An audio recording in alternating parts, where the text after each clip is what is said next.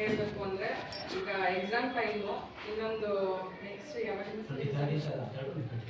Okay so ಇನ್ನೊಂದು ತಿಂಗಳು ಹೆಚ್ಚು ಕಮ್ಮಿ ಅಷ್ಟೇ ಎಕ್ಸಾಕ್ಟ್ಲಿ ಒಂದು ತಿಂಗಳು ಎಕ್ಸಾಮ್ ಸ್ಟಾರ್ಟ್ ಆಗುತ್ತೆ. ಪೇರೆಂಟ್ಸಿಗೆ ಮಕ್ಕಳಿಗೆ ಹೇಳಬೇಕು ಅಂದರೆ ಯಾರು ಟೆನ್ಷನ್ ಮಾಡಿಕೊಂಡು ಒತ್ತಡದಿಂದ ಓದಬಾರ್ದು. ಸರಿಯಾಗಿ ಊಟ ಮಾಡಬೇಕು, ಸರಿಯಾಗಿ ನಿದ್ದೆ ಮಾಡಿ ಓದಬೇಕು.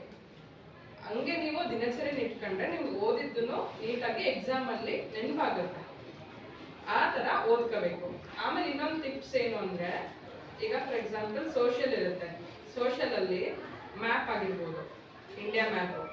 ಆ ಥರ ಇಂಡಿಯಾ ಮ್ಯಾಪ್ ನೀಟಾಗಿ ನೀವು ಡ್ರಾ ಮಾಡೋಕೆ ಕಲ್ತ್ಕೊಂಡ್ರೆ 5/5 ಅಥವಾ 10 ಇದ್ರೆ 10/10 ಬರೋಂಗೆ ನೀವು ಅದು ಪಕ್ಕ ಒಂದು ಕೇಳೋವಂಥ ಕ್ವಶನ್. ಆ ಥರ ಯಾವುದು 100% ಕೇಳ್ತಾರೆ ಅನ್ನೋ ಅಂತ ಕ್ವಶನ್ಸನ್ನ ಆ ಸಬ್ಜೆಕ್ಟಲ್ಲಿ ನೀವು ಪಕ್ಕ ಮಾಡ್ಕೋಬೇಕು.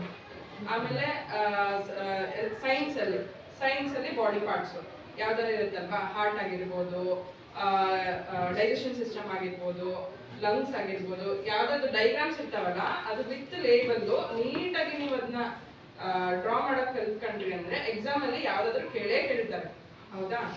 ಅದೊಂದು ಪಕ್ಕ ಮಾಡ್ಕೊಂಡ್ರೆ ನಿಮ್ಗೆ ಅದು ಎಕ್ಸಾಮಲ್ಲಿ ಕರೆಕ್ಟಾಗಿ ಅದು ಔಟ್ ಆಫ್ ಔಟ್ ಬರೋಂಗೆ ನೀವು ರೆಡಿ ಮಾಡ್ಕೊಂಡಿರ್ಬೇಕು.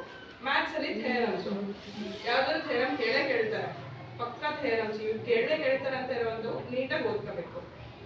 ಆಮೇಲೆ ಕನ್ನಡ ಇಂಗ್ಲೀಷಲ್ಲಿ ಎಸ್ಸೆಗಳಿರ್ತವೆ, ನೀಟಾಗಿ ಎಸ್ಸೆ ಯಾವ ಥರ ಬರೀಬೇಕು, ಲೆಟರ್ಸು ಏನೇನಿರುತ್ತಲ್ಲ ಆ ಥರ ನೀವು ಈಗ ಪರ್ಟಿಕ್ಯುಲರ್ ಒಂದು ಎಕ್ಸಾಮಲ್ಲಿ ಈ ಪ್ಯಾಟರ್ನ್ ಇಷ್ಟಿಷ್ಟು ಕ್ವಶನ್ಸ್ ಕೊಡ್ತಾರೆ ಅಂತ ಪ್ಯಾಟರ್ನ್ ಇರುತ್ತಲ್ಲ, ಸೊ ಅದರಲ್ಲಿ ಯಾವ್ಯಾವ ನಿಮಗೆ 100% ಕೇಳ್ತಾರೆ ಅನ್ನೋವಂಥದ್ದು ನೀವು ನೀಟಾಗಿ ಓದ್ಕೊಂಡ್ರೆ ಒಂದು ಸ್ವಲ್ಪ ಎಕ್ಸ್ಟ್ರಾ ನೀಟಾಗಿ ಮಾರ್ಕ್ಸ್ ಪಡ್ಕೋಬಹುದು ಅಂತ ಹೇಳ್ತಾ ಎಲ್ಲರಿಗೂ ಆಲ್ ದ ಬೆಸ್ಟ್ ಹೇಳಕ್ಕೆ